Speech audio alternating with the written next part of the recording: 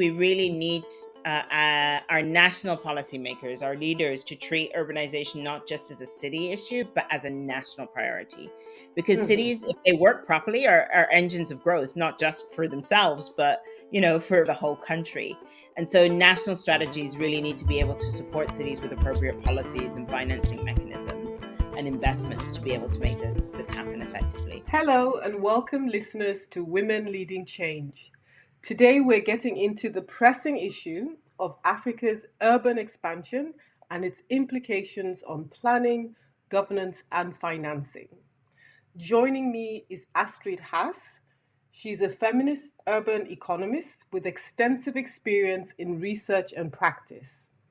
Astrid works with cities across Africa, the Middle East, and Asia, helping them tackle strategic challenges related to municipal financing.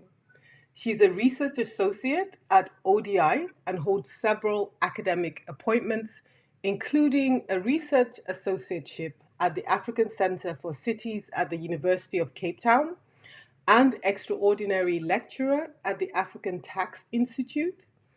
Astrid holds an MSc in Public Finance Management from the School of Oriental and African Studies in London, as well as an MA in International Economics and International Development from Johns Hopkins University. So, Astrid, welcome. I hope you're doing well today. Yes. Thanks for inviting me. Awesome. So, let's get into it. Africa's population is projected to nearly double by 2050, with 80% of that growth being concentrated in urban areas, leaving 2 out of 3 Africans living in cities. So the question then is, what do you think policymakers can do to effectively plan for this rapid transformation? And how can they ensure that such planning for growth is both sustainable and equitable? That's a great question, Lena. And I think, speaking to people who work on African urbanizations like myself, you'll always hear the start of the junction that this is a critical juncture that we face, right? Mhm. Across the globe, urbanization has been a massive opportunity. It has led to economic growth, prosperity across many other continents. But as we see here on our own continent, and I should say I'm from Kampala, Uganda, which is also one of these very fast growing cities, presents a challenge, right? In being able to shape our cities in ways that are sustainable and equitable. So, what I would say from a policy maker's perspective is we need to get ahead of the curve. We need a more proactive approach, right? We're currently mostly just reacting to issues and not even reacting fast enough. We need to anticipate future needs for infrastructure, services, housing, and we need to plan for those spaces and for that projected population growth to create spaces that work for everyone. But I think to be able to do this, we really need our national policymakers, our leaders, to treat urbanization not just as a city issue, but as a national priority. Because Mhm. cities, if they work properly, are engines of growth, not just for themselves, but for the whole country. And so national strategies really need to be able to support cities with appropriate policies and financing mechanisms and investments to be able to make this happen effectively. I really love the lens that you place around this issue or on this issue.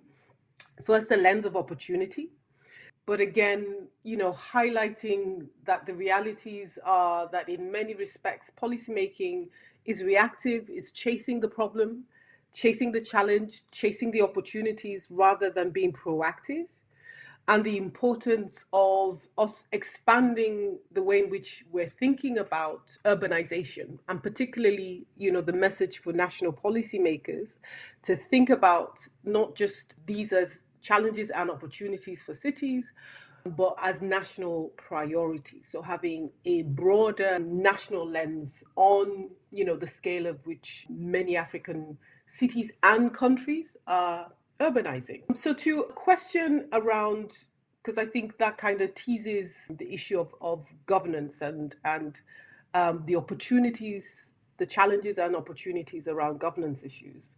So as cities grow very rapidly, as we've spoken about, governance systems, as you've already highlighted, often struggle to keep pace with this growth.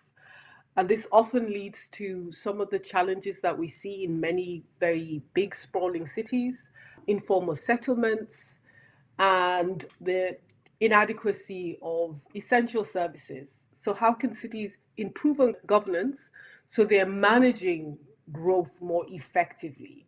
And at the same time, you're managing growth effectively, but you're ensuring that your planning is inclusive. You have more inclusive spaces. That's a critical element to getting this right. And I think particularly on the African continent, we lag, our institutions lag behind and are too antiquated for the sort of dynamism in the world that we live in here. And this, partly due to our own history. Um, and partly because, again, we're facing a very different urban process than there Mhm. have been in other places in the world. So we really need to think about institutions that are fit for purpose and fit for context. So, given all of that, I still think there are maybe three sort of overarching elements or underpinning elements maybe that can be said for most contexts. Firstly, institutions have to be there that have clear responsibilities to avoid fragmented decision making, right?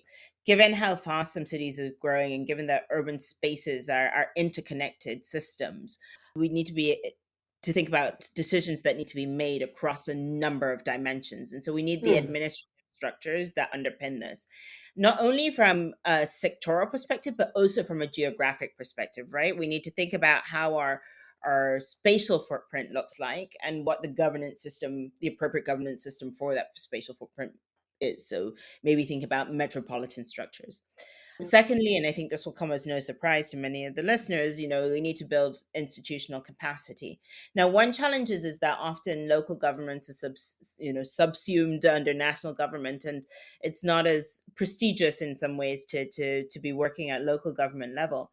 The one place that has overcome this really well, for example, is South Africa, right, where the municipal government is an equal level, a separate but equal level government to higher levels of government, and so in terms of whether you work at national government or whether you work in the city government, they both carry the same level of prestige and can attract very talented, high capacitated sort of individuals to manage these systems. So we need to think about ways that we can do that for other local government levels as well, to be able to staff them adequately, not only in terms of skills, but also in terms of just numbers, right? Attracting talent to work in local government. And finally, like in terms of the inclusive spaces, we need to ensure that these structures are legitimate, right? And that they support citizens. And I think this is particularly important at a local government level, like a city, because it's the space closest, it's the decision-making body closest to a citizen. So we need to ensure that we have ways that we can hear the citizens and their priorities. So maybe through transparent communication to improve public buy-in and compliance, as well as better engagement with other actors, civil society, private sectors, to be able to understand what the needs are and then reflect these in our decision making. That's really, really excellent. And I do value the focus on local government, because that is, as you say, the level of government that's closest to the citizens. These are the big questions or around the capacity of local government for our big economies on the continent. I'm thinking of Nigeria in this context. Quite recently, the Nigerian Supreme Court made a decision around local autonomy, the autonomy of local government structures. And I was just thinking, these kinds of decisions hopefully have implications for the capacity of local government. So it is, creates opportunities to enhance the capacity of local government. And the point you make about attracting talent, it's not as attractive to work in local government as it is. So really thinking about local governance in this big and fast moving topic of urbanization. The role of local government for providing services is absolutely critical. So Exactly. capacity in terms of personnel, resources. And speaking about resources, that brings me to the next question on financing. So African cities, as you've mentioned and we've discussed, are experiencing or facing, huge financing gaps in terms of infrastructure, the ability to provide services. So, my question around financing is from your experience and your expertise, what steps do you think governments can take to create long term financing strategies, particularly in a way that you align urban development with both economic and social goals? So, what are the kinds of steps and what are the kinds of actors that need to come together to create these much needed long term financing strategies? This is a great question. I mean, this is also what challenges Yeah, me on a day-to-day basis. This is the work I I do can with imagine. city governments. Yeah, where's the money going to come from is everyone's favorite question. And it's not an easy answer. Africa is a diverse continent, even more diverse cities within each of the Mm, countries. So you need to really sort of look at what's possible and what's feasible. But again, some overarching lessons, sort of given my background and experience working here, I think are the long term that you stipulated in your question is extremely important to emphasize. We need to think about beyond 2, 3, 4, 5 years into a very much what are we going to see the next 20, 30 years, and what do we need, that forward thinking planning I mentioned earlier. um, and the reason this is difficult is because it doesn't align with political cycles, which are obviously much yeah. shorter. But we need to break that cycle, right? Because infrastructure services that we need are long-term investments, and so how we plan for that is important. But I think equally as important is that we need to think about what very carefully about what should be provided by government and what can be provided by private sector. The reason I say this is we often forget when it comes to financing, particularly when we're trying to find solutions with, oh, the private sector is going to finance it all. It's, Mhm. it's actually not. And there's a really important role for government to play. And that's particularly where we see what we call market failures, right? So where the private sector is not providing something either, or providing too much of something, maybe because it's just not the right level for the social good. And this is where Mm. government intervention is essential. So for example, social housing or affordable and adequate housing is a really clear example, right? If the private sector could meet this need, they would be doing it, right? But in many cases, we have an affordable housing crisis. And this is not just on the African continent. And so, and where private sector solutions exist in the African city context, it's usually in informal settlements, right? Which we wouldn't necessarily call adequate housing. Often they're very substandard units, but are affordable. So this is a clear case where government action is needed to ensure quality and equitable access, right? There are other cases where, where there's revenue generation that often align with economic goals, where the private sector can play a significant role, right? But ultimately, it's key for African city governments to, first of all, prioritize their limited resources and this is the long-term planning aspect, to understand which interventions will deliver the greatest benefit to society, either through boosting productivity or achieving critical social goals, or ideally both.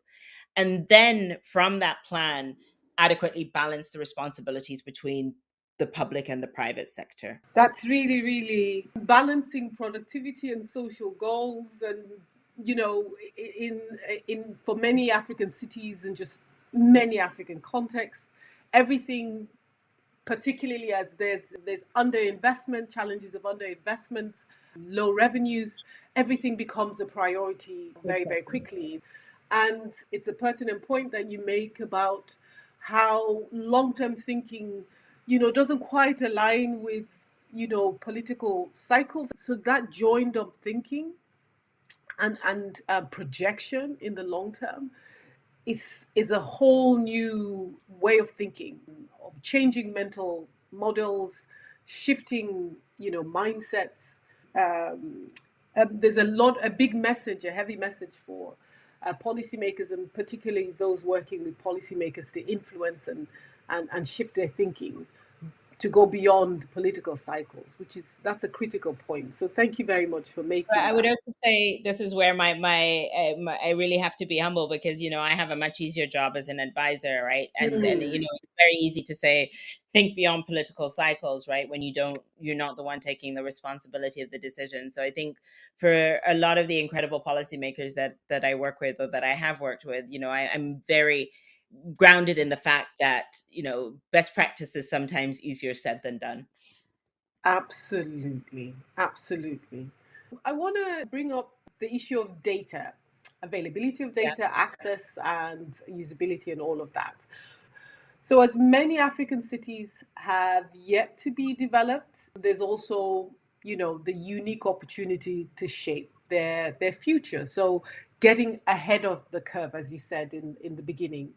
So, tools like SWAC's Africa Police database provides critical insights into Africa's urbanization trends. So, you can see how things are evolving or unfolding. So, how do you think policymakers can leverage such tools to guide sustainable, livable, and economically productive urban growth? That's some of the themes that we've already spoken to today. So, how do you think policymakers can leverage available tools Yeah. for more kind of long-term projection and kind of more expansive planning? So here I really have to give kudos where it's due, which is to the OECD, which is really at the forefront of some very innovative data production on African cities. So you mentioned Africa Police, but also they produce pretty much the most comprehensive data set that we have on subnational financing, the World Observatory on Subnational Government Finance and Investment, which is an incredible tool for people like me who work with cities. So really the OECD has done a lot in this area. And why this is important, I mean, for policymakers and for, for people like me who are interested in the data, is that there's daily decisions to be made about delivering services, setting taxes, making investments, all of these pieces, right? And if you want to have an evidence base, you really need the data to be able to do so, right? It helps make not only more informed decisions if you use the data well, but it also can help make more equitable decisions. And so policymakers can and should leverage these tools more to identify, for example, where populations are expanding, where services are lacking, how people move and work within cities. And this is where I'll say Africa has like an incredible comparative advantage to anywhere that has urbanized before us, which is we're urbanizing in the most data-rich environment in the world that the world has ever seen, right? So how do we pull on all of this data that we have to really make the best decisions that we can do? So in that sense, I think I'm very optimistic about the sort of potential power of data. But I think it's equally important, and this is the sort of word of caution, and particularly when we think about creating equitable cities, is also to understand maybe who's missing from the data and who's not represented and what we're not seeing and why. So, for example, in a lot of sort of survey data that is done, or tax data, for example, that is collected, we miss the informal sector, which can be up to 60 to 70% of the economy in many African cities, right? This is because they're not paying formal taxes, but they are definitely paying for services, sometimes even more than what the formal tax system would be there. And so we tend to forget them if they're underrepresented or absent from official data sets. So, whilst there is the power of data, recognizing, and then obviously for institutions like the OECD to help address these gaps, to allow governments to develop sort of ways to complement data collection, or to find innovative ways to see the unseen, so to speak, to get a fuller picture of urban life, will be critical in terms of really making evidence-based decisions that create cities that serve the majority rather than the sort of privileged few that we can see in the numbers. That is a very, very critical point about what is unseen in the data. As much as, as you've highlighted, the timing of Africa's urbanization is it coincides with, just this incredible rich data environment that we are in. So there's a possibility to really design more inclusive, more equitable cities and urban spaces. But the key point about how there is such a partial view and understanding about how the informal economy works, those who are missing from the data, I'm sure there's also a gendered dimension to that. Thinking Yeah, about, the women, for example, in the food economy, distribution, and agriculture, and so many sectors that women are involved in, and the data is very blind to their role, their position, their participation, and the weight of taxes that exactly. that participants in the informal economy bear, and how this is really a huge planning challenge. So there are two pieces I see you present in that, and these are two very critical pieces: the importance of data for daily planning and tracking and all of that, but also the fact that we need to be more expansive in our understanding of what is happening in economies, both formal and informal, and more, I would add, disaggregating data so we understand different groups of people and how they engage in various economic activities. So the informal sector being huge for many African cities, some Yeah. African countries rather, sometimes 60 and above, 60% and above. So that's a massive, you don't call that a blind spot really. That's Yeah. beyond a blind spot. So we've kind of touched on gender and being mindful, more than mindful, being transformative and transversal in our thinking on gender. As you know, many urban spaces historically are designed from a male centric perspective. Yeah. And as a result, yeah, the needs of women and various marginalized groups are not included in this urban picture. So, with the scale of Africa's rapid urbanization, we've touched on this, and you've touched in particular on this. There is this opportunity to design cities that are more inclusive. So, this is particularly an area of expertise for you. So, a critical question for you is, how do you think municipal financing can be reimagined in a way that prioritizes gender equity and inclusivity? And what actions can city leaders take to ensure that key infrastructure like public transport and childcare meets the needs of all citizens? It's a big question, and to be honest, I could speak for hours on this topic, but I think, the problem is we're not speaking about this topic. I think Mm. we're, at least in my municipal finance space, I think there's this sort of unsaid assumption that, everything affects everyone in similar ways, and then we sort of move through financing as if we're facing a sort of more homogeneous society than we actually do. And I think, as you mentioned, most cities around the world have been designed predominantly by men, and mostly men from privileged backgrounds, right? And so we see that even now, even in cities in Europe and in the US, where urban spaces still reflect patriarchal notions of livability, and fail, to take into account in their design different ways that women and marginalized group experience cities. So in Africa, again, like, because I started on this notion of opportunity, which you picked up on, so I'll keep going there. The opportunity is that most of our urban spaces are yet to be built, right? So we have this unique opportunity to design cities from the outset that are truly inclusive. And here municipal financing is key, right? Because where we get the money from and how we spend the money is ultimately going to shape that outcome. And so if we take the different components of municipal financing, for example, revenue, right? We need to assess how both formal taxes and informal fees are impacting those different groups of people differently: men, women, other marginalized communities, and from whom we're raising and whom we're placing this burden on. But importantly, as I said, not just the formal, but also the informal sector, who currently carries the burden, the financial burden of all these fees and levies, let's say at water points or market fees, Mm-hmm. and what impact that does it have, so that we can design more inclusive revenue raising systems. So that's the revenue side. I think on the expenditure side, it's pretty self-explanatory, right? We need to prioritize infrastructure and services that sort of expand not only economic but also social opportunities, right? And accessible public transportation, affordable childcare, adequate public spaces. And in this regard, again, I cannot emphasize we need to figure out how we prioritize very limited resources, right? And how we spend efficiently and effectively to break the cycle of exclusion and income disparity from urban spaces. Borrowing is another component of the equation, one that if you look at the OECD's subnational government observatory on finance and investment, you'll see that not many African cities have access to at the moment, Yeah. which is really, really, really terrible in terms of trying to make the necessary infrastructure investments.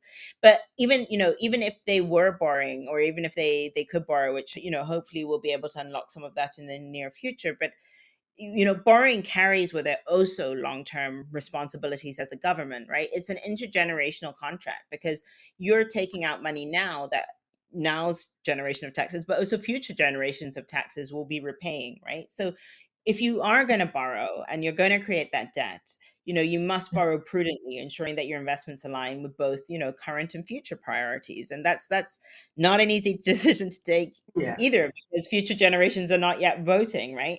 And finally, of course, there's the budgeting process overall, and I've sort of alluded to this already, but how you can create platforms for inclusive spaces where citizens can voice their needs and concerns, right? And that inform budgeting decisions.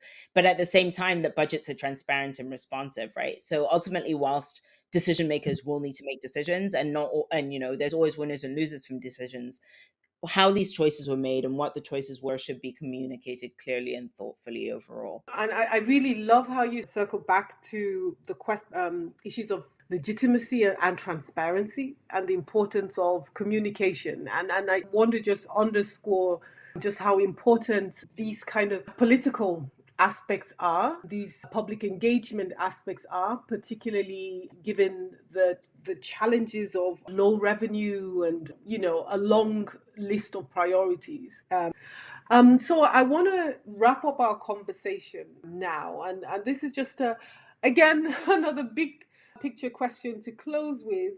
Looking ahead, what are the critical actions needed over, say, the next decade to address the challenges you've spoken to today of Africa's urban expansion? How do you think leaders from all levels of government and the private sector and communities can work together to design and implement policies and make investments that meet the needs of our growing urban populations? I think if we'd figured this out, we'd be living all in wonderfully inclusive spaces and cities right now. Exactly. So I definitely am not going to resolve this here, but I think first and foremost, I would say that we need a commitment from leadership at all levels of government that we want inclusive and equitable, sustainable growth in our cities. Now, I say that, there's a lot of documents that have been signed, a lot of words that have been said. But when you then dig down a little bit into actions and implementations, it's unclear that this actually trickles through, right? So I think we need to go beyond what we say we're going to do and actually do it in terms of how we prioritize, what we spend money on, how we really listen to those who are living in urban spaces that are not working for them and try and really tackle what needs to be done. And essentially that we really take a policy of do no harm, right? So at the very least, our policies investments don't Yeah. deepen existing inequalities, I think, is really a critical commitment that we need to make beyond writing and beyond saying. And I say that because, I think, as I mentioned at the beginning, this juncture that we are at, where we still have most of our urban growth in front of us in terms of the African continent, where we can set a leading example and become the case study for the world in how urbanization can be done right without having to sort of retrofit afterwards. So, do we take that? Does our leadership take that and move forward with it? But I think to the second part of your point, it's also realizing, governments cannot and should not be doing this alone, right? It does require a partnership approach, right, with private sector, civil society, academics, and others, and really being able to collaborate in areas and understand where each of these partners has a comparative advantage, right? Mm. So where should the public sector be taking the lead role? Where can the private sector take a lead? What can academics do to inform those data gaps, create those data, help interpret those data, right? Because it's not just about the data; it's also about the analysis, to be able to make the decision with. And then finally, we need to make sure that our systems, be it institutional and otherwise, really do center the voice of the quiet majority or the silent majority rather than the loud minority. And again, this is not just an African city issue. This is, part and parcel of what it means to be a political space, which is what a city is, right? Is that those who shout the loudest have their voices heard. But I think it's the onus is on leaders, and this is for me what leadership means, is really to hear the voices of those who cannot shout the loudest but may need the most support, and understand what they need to be able to become urban citizens, right? So I think right now where we are in sort of Africans' urbanization processes, we have no doubt that African cities are going to be delivering on the quantity. The question is, can we deliver on the quality as well? Where people, regardless of their socioeconomic, gender or other status, can thrive, right? And we have truly the opportunity to get this right. And the question is, do we have the commitment and will? And I genuinely hope that the answer is yes, but actions always speak louder than words, and in this context too. Absolutely. Thank you so very much, Astrid, for that very clear closing. And I really love that our conversation began from quantity to drilling down to what quality looks like in terms of urbanization and planning, for what is, by all data accounts, inevitable growth. I want to underscore the point about, as much as we would like for commitments to and planning to do good, but above all, do no harm.